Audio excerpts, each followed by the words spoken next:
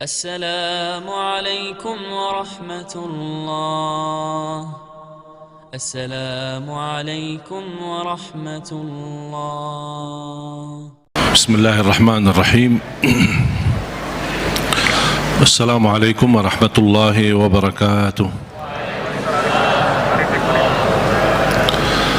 الحمد لله رب العالمين، وأشهد أن لا إله إلا الله وحده لا شريك له ولي الصالحين، وأشهد أن سيدنا ونبينا محمدا عبد الله ورسوله الصادق الأمين.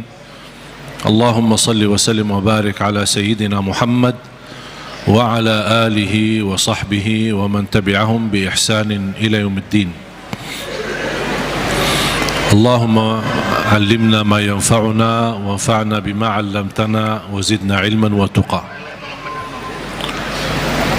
Para jemaah sekalian yang dimuliakan Allah Subhanahu wa taala,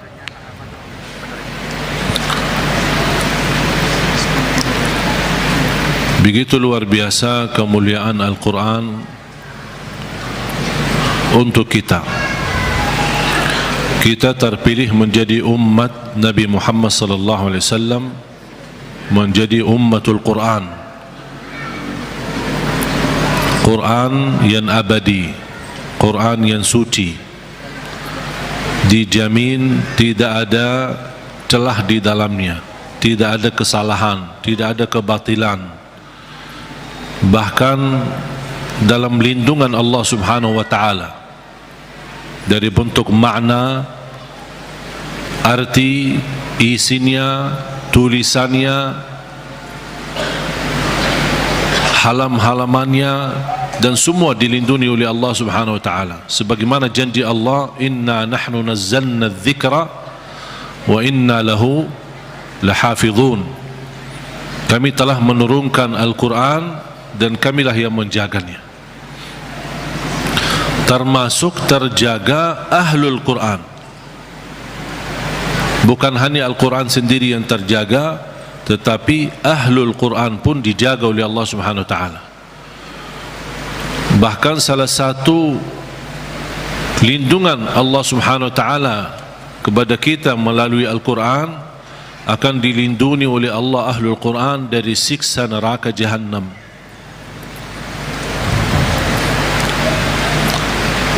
Artinya, kalau ada seorang ahlul Quran tapi masih berlaku dosa maksiat, dan seandainya dihukum oleh Allah untuk masuk neraka sementara, untuk disucikan dan membersihkan dari dosa dan maksiat, neraka pun tidak akan mampu menghanguskan kulitnya dan tidak akan mampu membakar hatinya, karena isinya Al-Quran.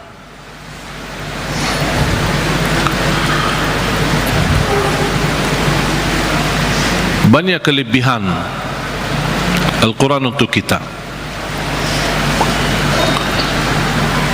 Surah yang paling agung di dalam Al-Quran suratul Fatihah. Ayat yang paling agung di dalam Al-Quran ayat Al-Kursi. Suratul Fatihah, kalau boleh saya artikan dialog sama Allah, berdialog dengan Allah. Setiap satu ayat kita baca, Allah jawab kita. Makanya disunnahkan kalau kita baca suratul Fatihah, jangan disambungkan ayatnya.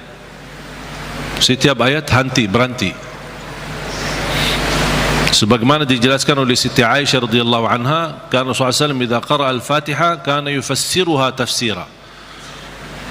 Ketika Rasulullah SAW membaca suratul Fatihah, seperti dia mentafsirkan suratul Fatihah, saking pelan-pelan dan bertahap-tahap membaca ayat-ayatnya suratul Fatihah, menunjukkan beradab sama Allah Subhanahu wa taala, kehormatan, karena dia sedang berdialog dengan Allah melalui bacaan suratul Fatihah. Sebagaimana Rasulullah SAW bersabda di hadis yang diriwayatkan Imam Tirmizi, hadis itu hadis qudsi, qasamtu salata baini wa baina abdi nisfain. Aku telah membagikan salat antaraku dan hambaku, kata Allah. menjadi dua bagian. Dan yang dimaksud kata as-salah di hadis ini adalah suratul Fatihah. Ternyata suratul Fatihah memiliki banyak nama. Disebutkan nama di antara lain Al-Fatihah, Ummul Kitab, Ummul Quran, As-Salah, Asy-Syafiyah, Ar-Raqiyah, Al-Waqiyah, menyembuh segala penyakit, melindungi dari segala bahaya, gangguan, godaan, bahkan bisa menjadi ruqyah. Orang yang tidak fahami ruqyah dan sulit mencari orang yang meruqyahi, lebih baik kita ruqyah diri sendiri. Sering orang bertanya, saya tidak faham ayat-ayat ruqyah, cukup dengan suratul Fatihah. Suratul Fatihah sudah mewakili semua ayat-ayat untuk meruqyah diri sendiri, menjadi rutin dibaca. Boleh jadi wirid, setiap hari kita baca Al-Fatihah 10 kali, 20 kali, 100 kali, semampu kita. Jadi wirid, keberkahannya luar biasa. Boleh menjadi doa dalam air minum kita. Setiap mau minum air dalam botol atau gelas, kita baca Al-Fatihah, tiup di dalam air, kemudian minum. Itu menjadi obat. Biasakan anak-anak kita minum air yang sudah dibacakan dalamnya suratul Fatihah. Jangan menunggu kiai, ustaz, habib datang untuk membacakan Al-Fatihah dalam air. Kita sendiri belajar. Baca 3 kali boleh, 1 kali boleh, 7 kali boleh. Habis itu tiup dalam air, boleh 3 kali. Kemudian silahkan minum, kasih kepada anak-anak kita.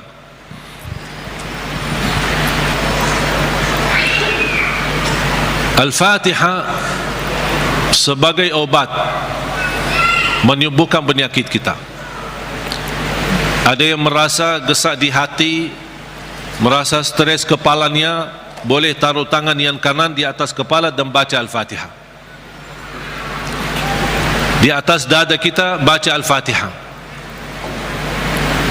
Itu sungguh subhanallah. Al-Quran sebenarnya seluruh Al-Quran, seluruh isi Al-Quran itu obat.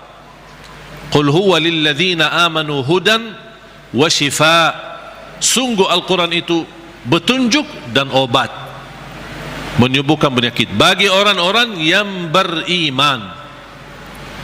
Berarti Al-Quran menyembuh penyakit hanya berlaku bagi orang yang beriman. Yang tidak beriman tidak berlaku.